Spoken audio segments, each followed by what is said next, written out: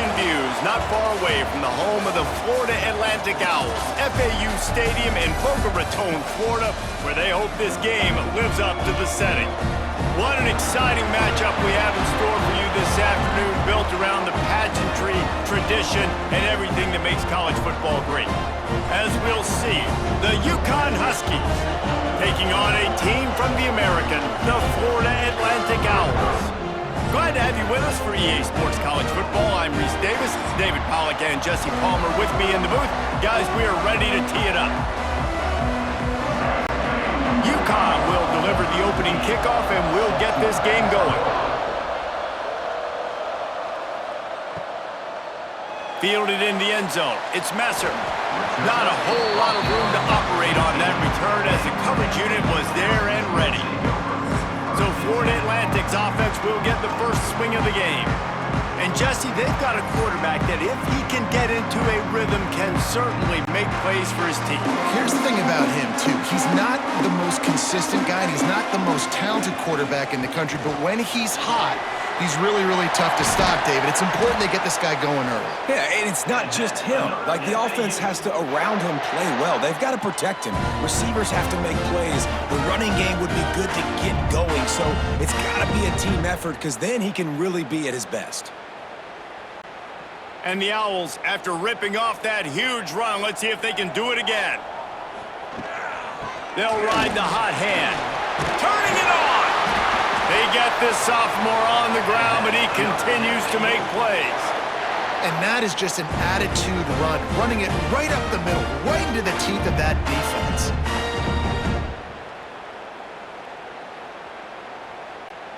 They've got it 1st and 10 at the 50. Wants to throw on 1st down. Finds the tight end. Makes that one pay off, and they finally get him down at the 38. It'll be 1st down. Well, you're seeing the balance this offense has and how they can create explosive plays in a variety of ways. We just saw one come in the run game, and now you see one coming in the passing game. I'll tell you, they've got this defense on their heels. Florida Atlantic will go to work with a fresh set of downs. Pulls and fires it complete to the right. Hey, listen, on offense, just take what the defense gives you. Quarterback looks out wide. He sees the DB way off of the receiver. Throw him the easy hitch pass. You'll take that completion. The Owls with a 2nd and short to keep this drive moving. Back to pass. Pressure coming. And the defense gets home and makes a play at the 37-yard line. That's a good example there of complementary defense. The DBs and linebackers are playing zone, they're playing their spaces, and they force the QB to have to hold the ball, try to work through his progressions, and then the pass rush, they win up front. Now a lot of work to do to move the chains, keep this drive alive after that earlier sack. Safe completion on the screen. Jukes his way for more. He is guided out of bounds, and they'll mark it at the 28.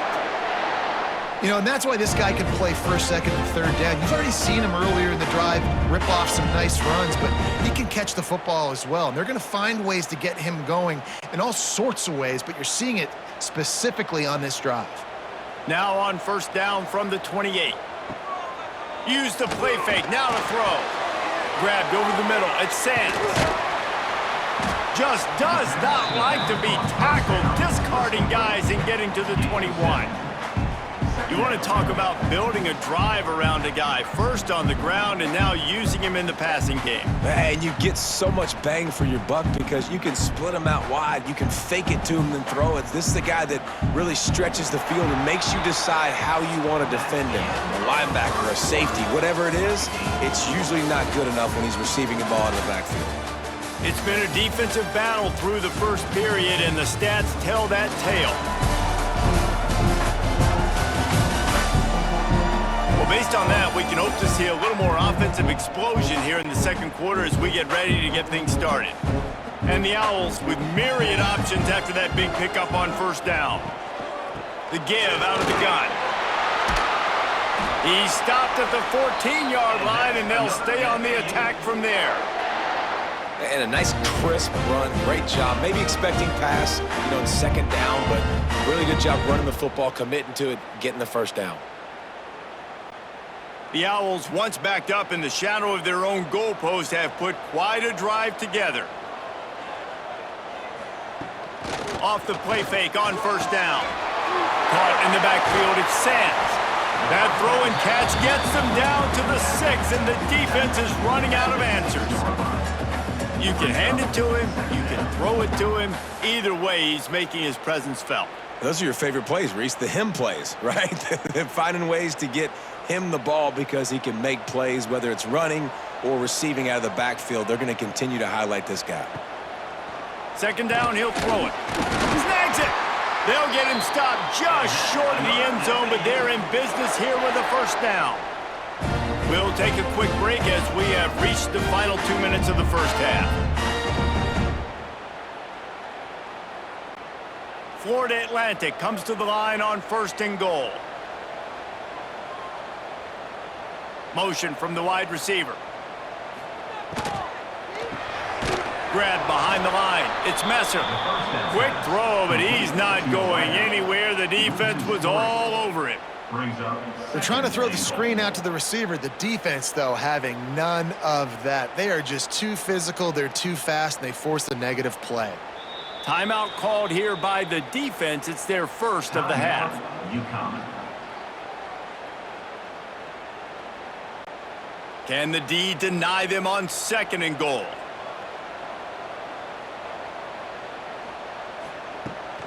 He'll run it to the right, looking for the goal line. He steps and powers and works his way. They finally get him down at the 2. Timeout is called, and it's the defense wanting to make sure that everyone's on the same page for this big down. They've gotten right on the cusp of the end zone. They still need 2 yards. Will they try to bang it in with a run or go over the top? And the ball comes out close to the goal line. Great job by this defense, not getting down, not quitting. They gave up some yards. The offense got in the red zone, but the most important part of the field, they came up big, forced the fumble, and get the touchback.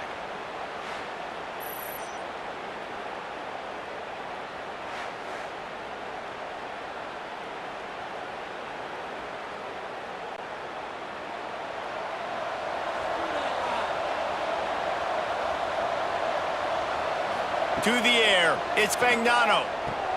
Snagged out of the air. Building momentum, picking up a chunk of yardage, moving the chains out to the 34. Nice job by the receiver there, running the drag route against zone coverage, finding the soft spot, making it easy on his quarterback to get the completion. He turns it upfield, and he moves the sticks. Lining up from the 34 on 1st down. To the air on 1st down. He finds a dead spot in the middle. And he's brought down after a nice gain. Now, you've seen the evolution of these slot receivers. They're just matchup nightmares. They're hard to get your hand on. A lot of times, they're off the football. You can't jam them. These guys are so productive, and offenses really feature their best players most time in those slot positions. Looking to throw on 1st down. Catch in the middle, it's Edwards. The offense calls timeout, and they won't have any more left this half. Guys out of the backfield now, it's not just run the ball downhill anymore. You got to be versatile. I got to be able to trust you in the pass game, and I got to be able to throw you the football, and you can do that right there. I know you're going to catch it, and I can depend on it. That's caught. It's Edwards. And they knock him down, but he got past the line to gain. Yeah, and I think you've just seen how the quarterback has so much confidence in this guy catching the ball too, right? Receivers aren't open, tight ends aren't open. He knows he can find him running out of the backfield, or if he lines up at wide receiver, this dude can get open, and he can make positive things happen after he has the ball. Spits it out to the back. Grab near the sticks. It's Edwards. He's brought down, but it'll be enough for a 1st down. Well, it wasn't a great start for this quarterback, but on this drive, he seems to be turning the corner. He just looks like he's playing in a different rhythm. He's seeing the field better. It's almost as if the game is starting to slow down for him. And I think on that last completion, it was a good example of that. Here's the pressure. Had to get rid of it quickly. And they needed a little more room to work with as that one sails out of bounds.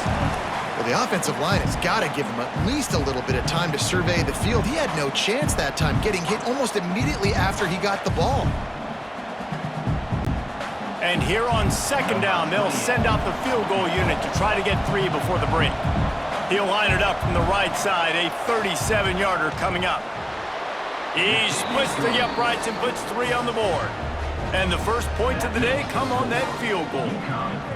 And that's not the way they wanted to end the drive, but nice job being ready and your field goal kicker coming through and putting 3 points on the board.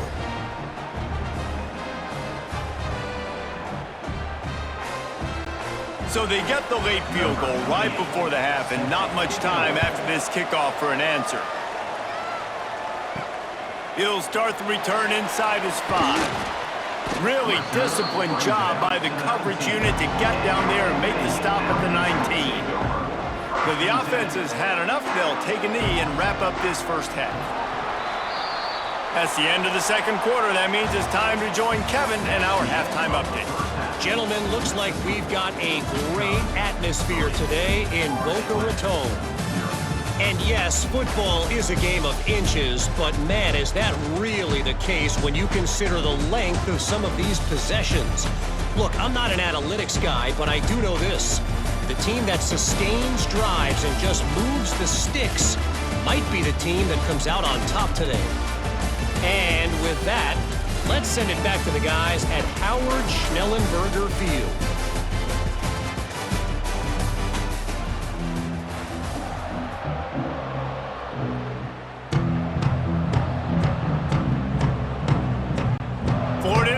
Will try to kick it deep and break the seal on this second half.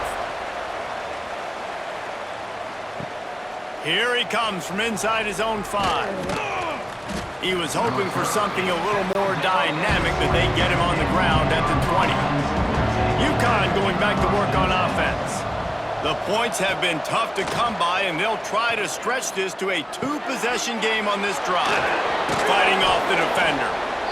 You know, it's funny. I know running backs oftentimes are afterthoughts when it comes to the passing game, but when you think about it, this guy's been making people miss his entire life taking handoffs. So why wouldn't you try to get him involved in the passing game as well? You just saw in that last play how dangerous he is after the catch. And the Huskies can really attack on this second and short. They'll run play action. Grabbed in the middle, it's Murphy. Good job running that route to get past the sticks because he got nothing after the catch. Well, this offense knew coming into this game they wanted to try to attack the middle of the field in the passing game, and they're able to execute the in route there. They've got it at the 36. It's a 1st and 10.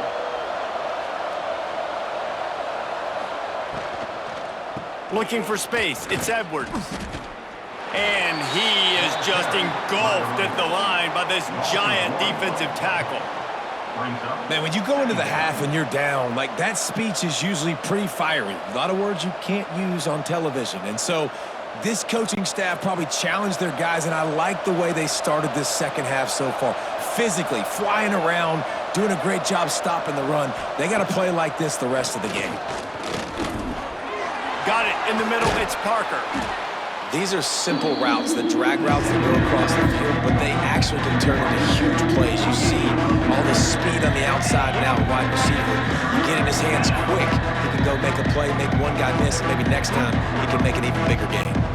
The Huskies are facing 3rd and inches. He'll keep it on the sneak. All down, but they'll move the sticks as he picks up the first down. And David, on 3rd and inches right there, that's often a decision the quarterback predetermines. Who's my best guard? That's the guy I'm going to try to get behind. And I know that defensively too, but I'm just trying to dive and create a pile, but it's so hard to stop that play. That's why you see it ran so successfully. The give from the gun. And a nice solid pickup there before the defense wrestles him to the ground. And I think this has probably been the most surprising thing of this game so far. This guy's one of the best running backs in the entire country. They just can't get him going. He's never been able to get into a rhythm. You got to give the defense so much credit because they have been able to shut this guy down, and they got to keep that up here in the second half. Back to pass. It's Fagnano. A little screen to the running back. They drag him down, but not before he's moved the chains, and the screen pass is effective. Quick timeout by the defense there, trying to make sure everyone has the same call.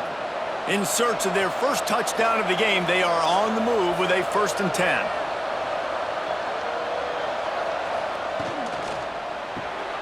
Caught in the backfield. It's Bell. They'll finally get him on the ground, but not before he makes it to the 30 and gets a 1st down. The defense uses their 2nd timeout of the half as they try to get their act together. Time winding down in the quarter as they come to the line. On the ground, it's Edwards.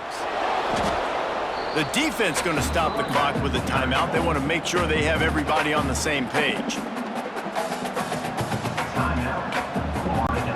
Time for one more snap before the end of the quarter. They go to the ground. There to make the tackle, and with that, we'll head to the 4th quarter. That's the end of the period, and UConn has the lead. And sitting in a good spot as we wrap up the 3rd. Let's take a look at our game stats while we have a break in the action.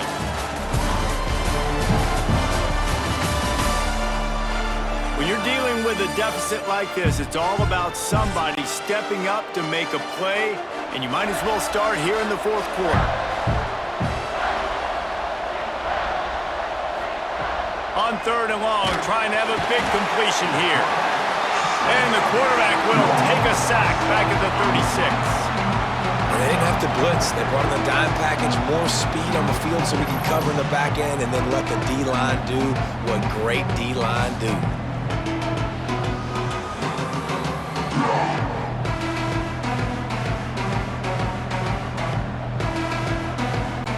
So here we are on 4th down, and this field goal kicker is going to face all the pressure in the world.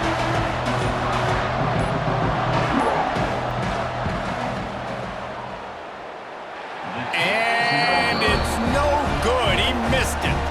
Guys, a missed opportunity there. The lead is still 3. Hey, sometimes I just feel like 4th down, man. Just go for it every time. Like the field goal miss, make rate. And listen, kickers have improved the last couple of years, but you left some points off the scoreboard there. Wasting no time throwing on this drive. Incomplete. Man, oh man, is that one this junior would love to have back. And that was good defense again, and unfortunately, we've been saying that all game long. Really, really good defense, or, listen, you can spin on the other side. This offense has really been bad. Working well behind the sticks on 2nd down. Looking to fire. Quickly to the tight end. Didn't pick up a lot there, moved it forward just a few.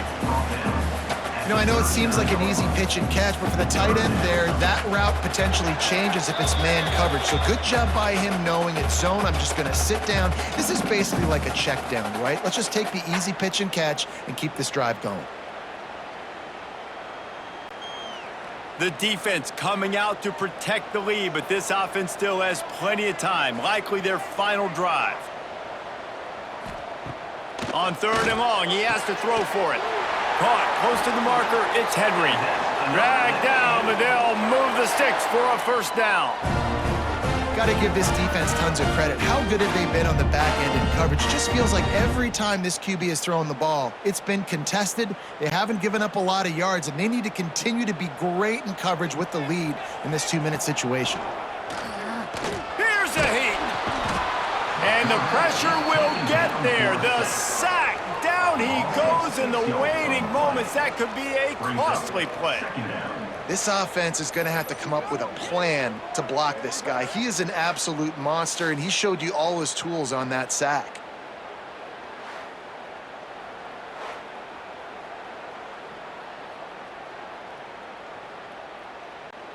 And the Owls have put themselves in dire straits after that last play. It's 2nd and a mile. Rushes on him. And he can't find anyone open, and down he goes. A sack here late in the 4th. It is so beautiful when I get you behind the sticks in guaranteed passing situations, because guess what? I don't have to fire off and play run.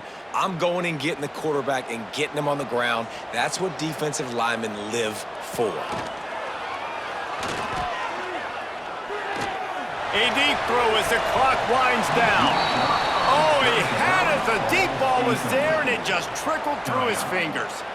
And every defensive coordinator in the country will tell you, you want to get them to 3rd and long, obvious passing situations. Because they won 2nd down and they got that big sack, they put them in the predictable 3rd down. They win and probably force the punt here.